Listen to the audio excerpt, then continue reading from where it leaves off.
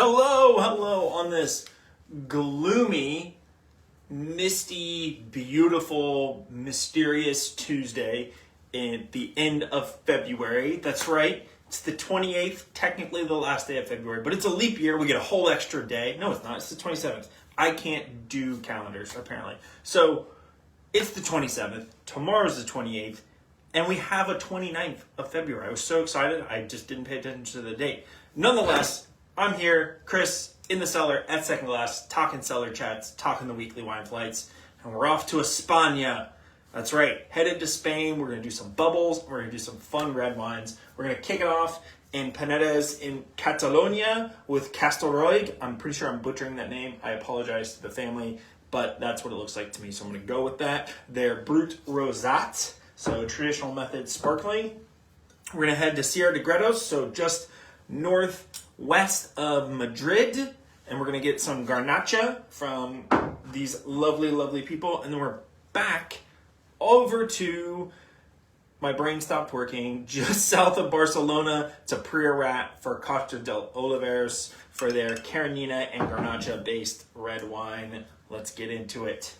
All right, so these guys are based in Catalonia, so in the Panedes, which is famous for, obviously, for cava. These guys are not part of cava, which we could really go into that, but I don't think anybody has time or the bandwidth to pay attention to that right now. Cava is sort of a fascinating study right now. There's amazing wines potential in cava.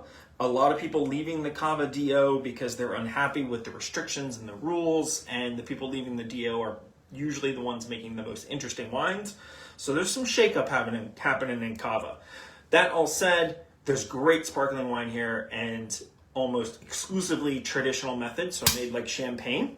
And in many ways, this has long been considered like the affordable champagne for just quality, style, and everything. There's a long history of making wines this style.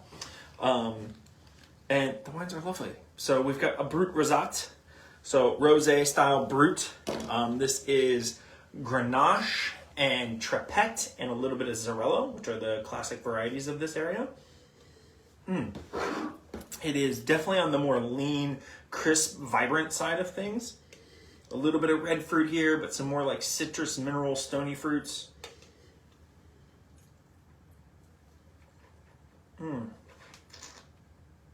Wow, that is really good.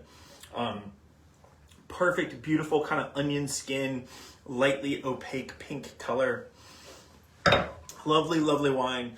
A great way to close your eyes and forget that it is gloomy and rainy. I mean, I looked at the forecast for today and it said it was going to be 74. It does not feel like 74. It feels colder today than it was yesterday. Who knows? Regardless, we're still on the coast. It's still a beautiful place and we have great wine. So what do we have to complain about? Nothing. We have nothing to complain about. So come out and have some wine. Because this little sparkling beauty from Corponat is delightful. And you need it in your life. Cheers to that. All right. Now we're taking a trip southeast, past Madrid. We're heading off to the Cellar de Gredos. Really incredible area. Well known for their Garnacha production. So these guys, the Granitos del Cadalso, so this is a cooperativo, so a cooperative of, I want to say, maybe 150 members or more. But what makes them really interesting is that these are old family plots with really old vine production. And the winemaker here is Daniel Landi.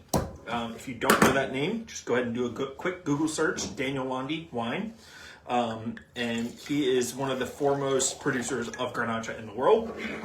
He is one of two parts of the incredible Commando G wines. His wines are next level, absolutely gorgeous. His winery happens to be next door to this.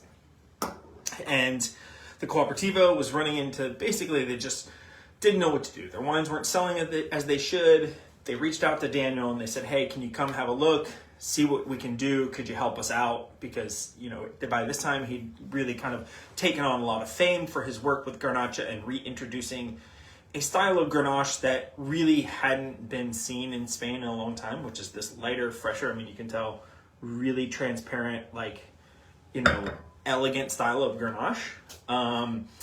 So he came over, he had a look, he knew where the vines were, some of the oldest plantings in the area, and he said, yeah, absolutely, I'm going to help, because the alternative would have been that they would have sold it all off and it would have probably gone, you know, gone with the dodo into history. But fortunately, they've been saved. So you get this really lovely, crunchy, red-fruited, citrus-tinged Grenache that's very affordable and delicious. I don't know what else to say about it. It's really, really good. You need to come drink it. Kind of cranberry pomegranate on the nose. I always get this lovely, like, orange zest character from Garnacha when it's done in this style that I love. Just, like, screams freshness.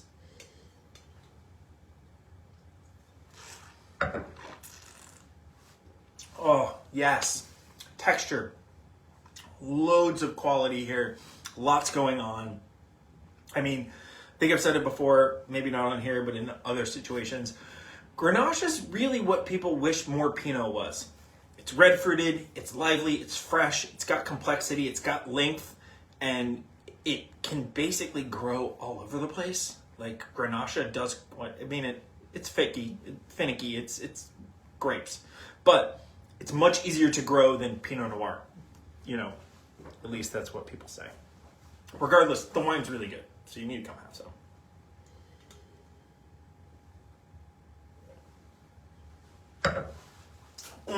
Lovely work, Daniel, and all the growers. You guys are crushing it.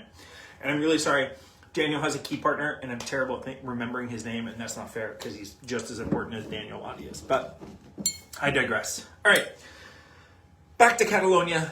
We're a little bit south of where, you know, where Barcelona is. We're a little south of where the bubbly comes from. We're in Priorat, famous area, really incredible wines. These beautiful high elevation schist, like slate soils, primarily planted to Carinina and Garnacha and Cabernet. Worth pointing out that we're really not that far from France, so the fact that Cabernet is down here, not that big of a surprise, but you know, again, we're not going to get into that today.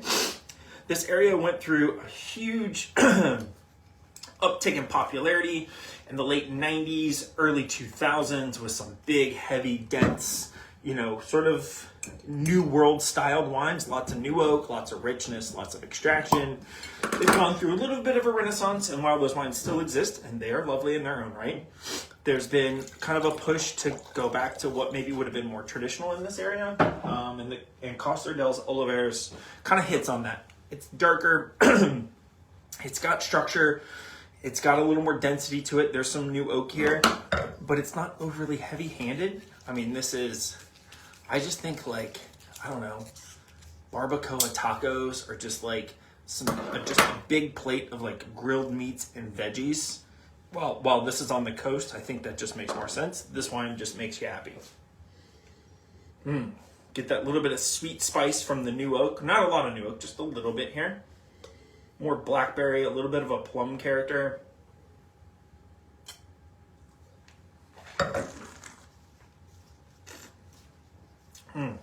Wow. Great richness, depth on the palate. Really fun to drink, but also not overly cloying. There's these, one of the things that always stands out for me in Priorat are these like velvet textured tannins that I just link to these slate soils and the grape varieties. There's just a buvette like kind of suave velvetiness to the tannins. So pretty. All right, well, that's a flight this week. Please come out, have some flights, have some food, bring your friends, be good, be safe. I'll see y'all later.